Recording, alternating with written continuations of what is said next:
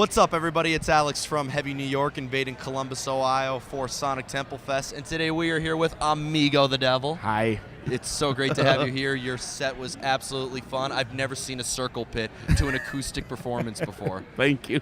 First time for everything, man. Thanks for your time, man. It's been a lot of fun out here at the festival. So Yeah, absolutely. What's your favorite thing you saw so far?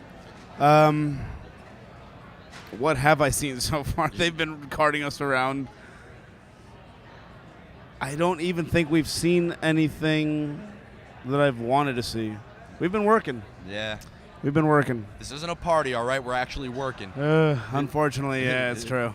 But it's so awesome to have you here. Everything is Fine is your latest record, new record. How was the making of the record and the record cycle thus far for it? The record cycle has been much busier than I'm used to in terms of, tour schedule and press and all that. But the making of the record was unlike anything I'd ever done before because we got to work with some legendary people and like Ross Robinson, Brad Wilk. They were all, they helped make it what it is essentially. And I'm very grateful to have experienced, especially Ross's production. Yeah. Mostly his process. It kind of changed the mental process for songwriting for me. So it's been a lot easier to translate like genuine feelings through the songs as opposed to imagining that these are the feelings. Yeah, I know what you mean. And it's funny, one reason why I really wanted to talk to you, songwriting is a completely separate talent, I feel, from just being able to play an instrument very well. For you, is the songwriting process, is this something that you think you have to learn over time, or does the idea for a song structure just come naturally to you, or do you have to look for inspiration? I don't consider myself a great player. I'm not very technical. I'm not very, my agility isn't on par with the majority of players. So I'd have to say that the songwriting aspect is what comes naturally, and the playing itself is the hard part for me. Really? So, yeah. And I'd imagine you're in a completely different state of mind when you're playing live versus in the studio or in your own home, pretty much, right? Yeah, and I'm really, really bad at the studio mindset. I always try to have the same live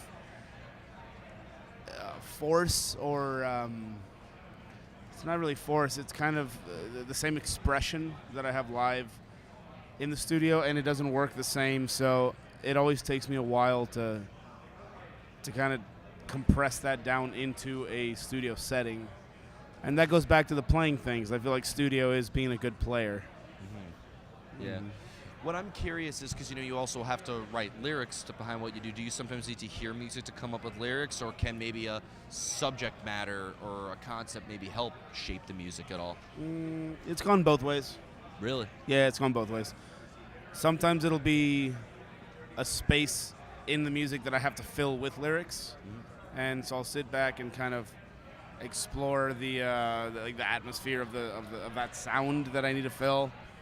But usually the music will come relatively naturally once I have a melody or a lyric that I... Interesting. That's a unique way of putting it. And kind of going back to that, from watching you play, you said that your set was about love and death and romance and hate. I mean, you go all along the spectrum of emotions. Do you feel these many different emotions in the songwriting process or when you're playing live? Yeah, I definitely do. It's... I'm very emotive and very kind of dramatic in my own life anyway. I'm a dramatic person. Good. So it's really easy for me to flip from one feeling to the other.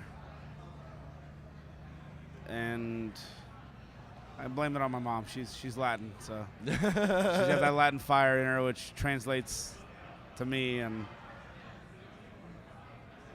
I feel like it's a benefit at times, and then others it keeps me from being able to stay on target. Yeah, of course. So. And do you like to leave your music open to interpretation, or do you sometimes maybe try to pass on a certain message, or maybe get the listener to see things from your point of view? Half the time I don't even know what the songs are about.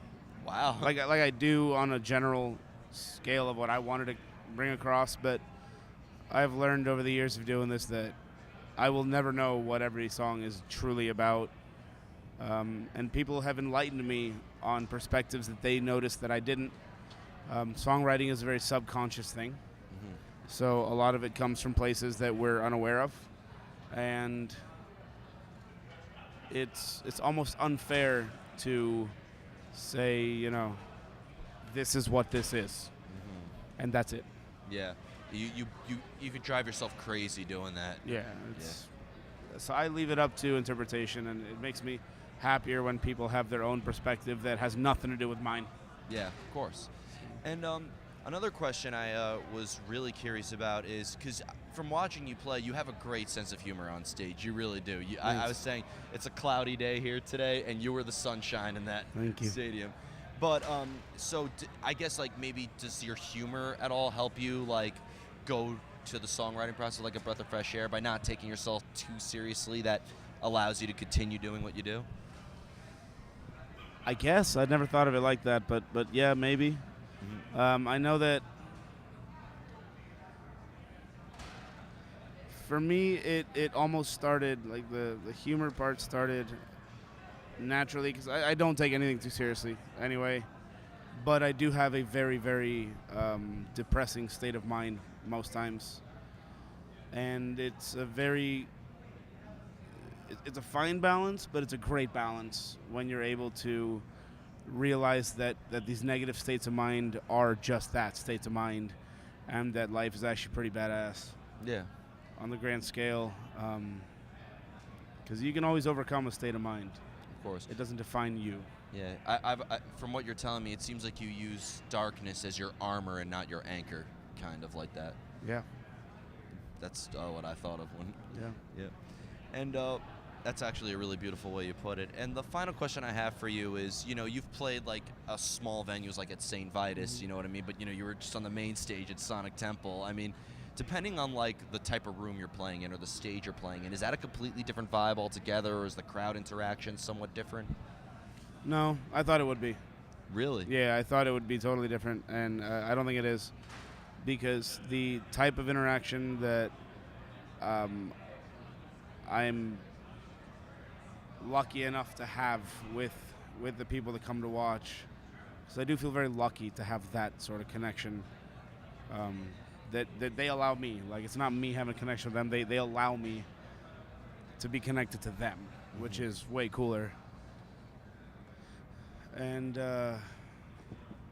doesn't matter how far you are from somebody, or how how large the area you're building something within is.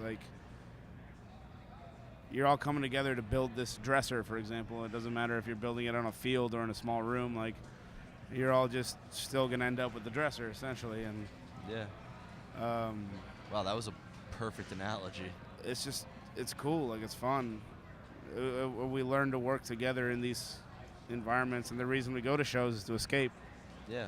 So the point isn't to be where you are, it's to be elsewhere with a ton of other people. And absolutely. And at a metal show or at a show, there's no strangers. It's just friends we haven't made yet. Exactly. Exactly. Oh, yeah.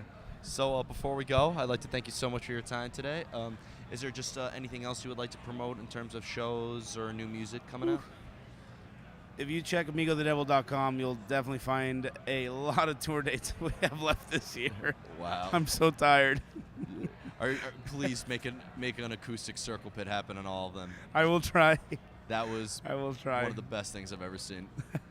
It was a lot of fun. Yeah. But yeah, we'll be touring a lot, and then we'll constantly be writing music. So awesome. I don't know when we'll record again, but I'm always writing music. Awesome. Well, thank you so much. Everybody, we are here with Amigo the Devil. Everything is fine. Pick it up if you haven't already. This is Alex from Heavy New York. We'll see you next time.